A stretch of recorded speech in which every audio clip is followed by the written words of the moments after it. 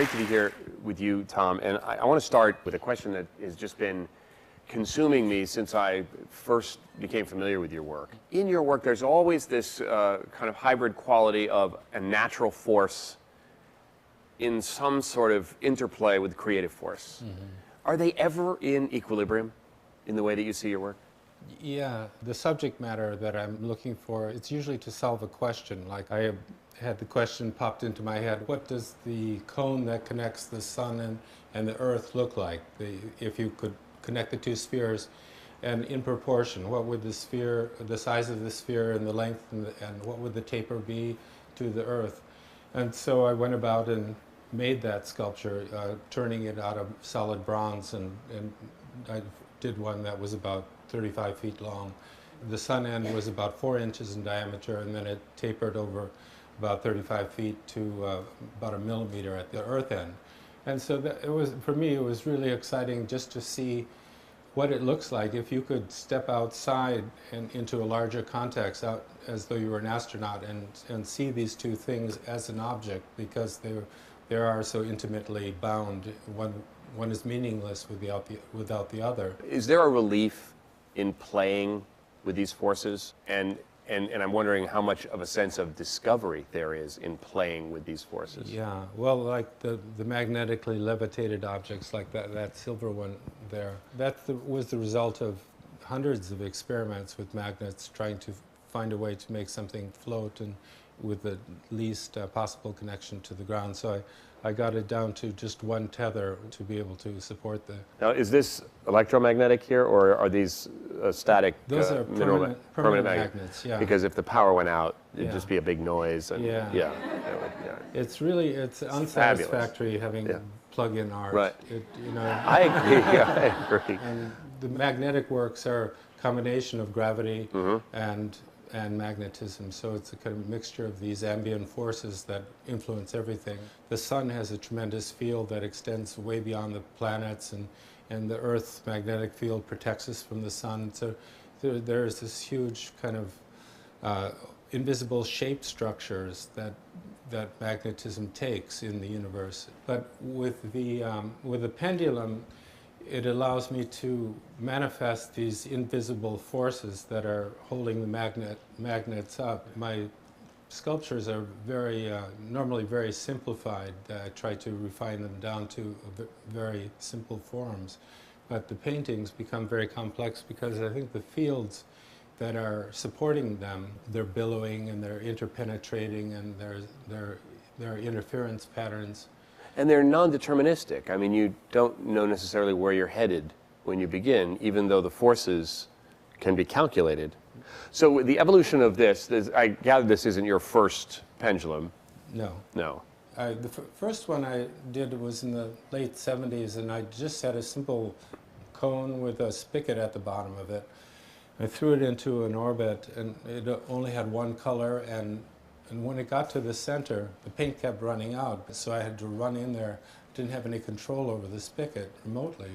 So that told me right away I need a remote control device. But then I started dreaming of having 6 colors. I sort of think about it as the DNA, these colors, the red, blue, yellow, the primary colors, and white and black, and if you put them together in different combinations, just like printing in a sense, like how a magazine color is printed, and put them under certain forces, which is orbiting them or passing them back and forth or drawing with them.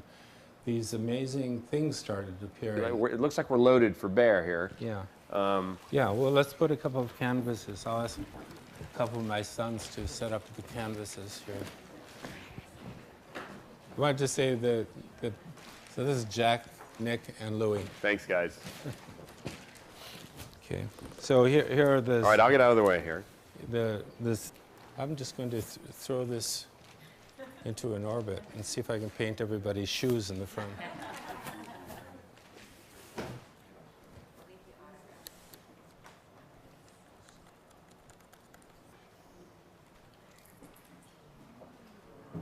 Oh, that is... Ooh, nice. So something like this, I mean, I'm doing this, you know, as a demo, and it's more playful, but inevitably, all of this can be used. I can redeem this painting just continuing on, doing layers upon layers, and I keep it around for a couple of weeks, and I'm contemplating it, and I'll do another session with it and bring it up to another level where all of this kind of becomes the background, the depth of it in Oh, that's some fantastic. ways. So the valves at the bottom of those tubes there are like radio control airplane Yes, valves. there are servos with cams Right. that pinch these rubber tubes, and they can pinch them very tight and stop it, or you can have them wide open. And all of the colors come out one central port at the bottom. You can always be changing colors, put aluminum paint, or I could put anything into this. It could be, you know, tomato sauce, and anything could be dispensed, sand, powders, or anything like that. So many forces there. You've got gravity, you've got the centrifugal force, you've got the fluid dynamics. Each of these beautiful paintings, are they images in and of themselves, or are they records of a physical event called the pendulum approaching the canvas? Well, this painting here I wanted to do something very simple, a simple iconic image of two ripples interfering. So the one on the right was done first, and then the one on the left was done over it. And then I left gaps so you could see the one that was done before. And then when I did the second one, it really disturbed the piece, these big blue lines crashing through the center of it. And so it created a kind of a tension and an overlap. There are lines in front of the one on the right, and there are lines behind the one on the left. And so it takes it into different planes. It's also about just the little events, the events of the interpenetration of Two stars or two... Yeah, two things that happen. There's an interference pattern, and then a third thing happens. There are shapes that come about just by the marriage of two events that are happening, and I'm very interested in that, like the occurrence of moire patterns. Like this green one, this is a painting I did about 10 years ago, but it has some, say in the upper third, there are these mores and interference patterns that are radio kind of imagery, and that's something that in painting I've never seen done. I've never seen a representation of kind of a radio interference patterns, which are, you know, so ubiquitous and such an important part of our lives. So Is that a literal part of the image, or is my eye making that interference? Is my eye completing that interference pattern? It is. The paint actually Wow. makes it real. It's really manifested there.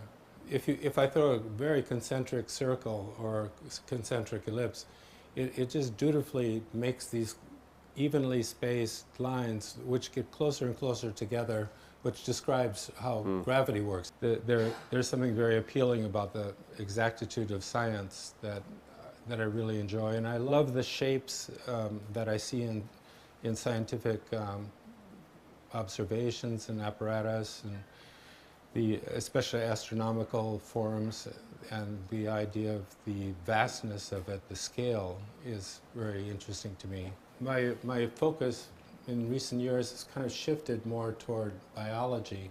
Some of these paintings, when you look at them very close, odd things appear that really look like horses or birds or crocodiles, elephants. There are lots of things that appear when you look into it. It's sort of like looking at cloud patterns, but sometimes they're very modeled and highly rendered. And then there are all these forms that we don't know what they are, but they're equally well resolved and complex.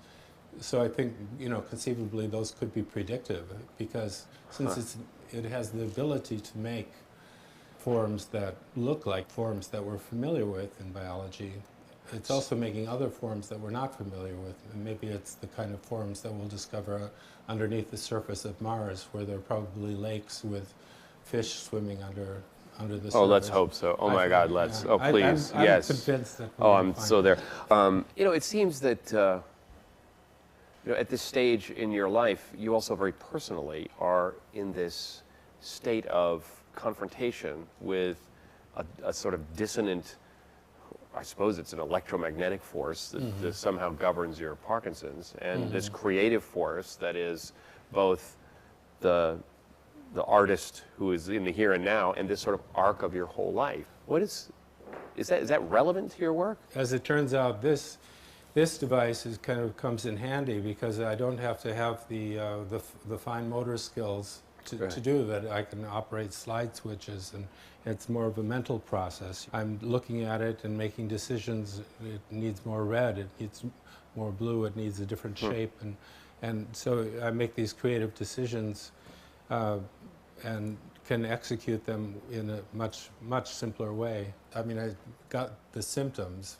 I guess the Parkinson's kind of creeps up over the years, but at a certain point you start seeing the symptoms. And in my case, my left hand has a significant tremor, and my left leg also. And I'm left-handed, and so I draw. All my creations really start on small drawings, which I have thousands of, and it's my way of just thinking. I draw with a simple pencil, and at first the Parkinson's was really upsetting because I couldn't get the pencil to stand still, you know. So you're not a gatekeeper for these forces. You don't think of yourself as the master of these forces. You think of yourself as the servant. Nature is like, well, it's a godsend. It just has so much in it. And I think nature wants to express itself in the sense that we are nature. Humans are of the universe. The universe is in our mind, and our minds are in the universe, and we are expressions of the universe, basically. As humans, ultimately, we being part of the universe, we're kind of the spokespeople or the observer part of the constituency of the universe, and to interface with it with a device that lets these forces that are everywhere act and show what they can do, giving them pigment and paint, just like an artist, you know. It's a good ally. It's a terrific studio assistant. Well, I love the idea that somewhere within this idea of fine motion and control with the traditional skills that you have with your hand, some sort of more elemental force gets revealed. And that's, I think, the beauty here. Tom, thanks so much. It's been really, really great sharing the lesson. Thank you, John. Thank you.